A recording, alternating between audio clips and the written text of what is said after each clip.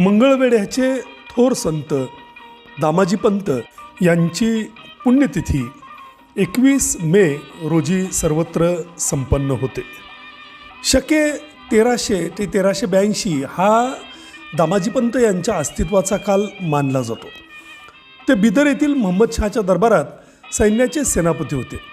अब्दुल शहाशी झालेल्या लढाईत विजय मिळवल्यामुळं त्यांना खजिनदारपद देण्यात आलं. त्यातही हुशारी दाखवल्यामुळं त्यांची मंगळवेढ्याच्या मामलेदारपदी नेमणूक झाली. 1376, 77 आणि 78 अशा 3 वर्षाच्या दुष्काळात झालेल्या जनतेच्या मरणासन्न परिस्थितीमुळं त्यांनी धान्याची 2 कोठारं लोकांसाठी खुली केली आणि त्यामुळं चिडलेल्या बादशहाने त्यांना अटक केली. श्री विठ्ठलानं विठू महाराचं रूप घेऊन दामाजी पंतांचा सर्व पैसा भरला आणि त्यांची सुटका करवली.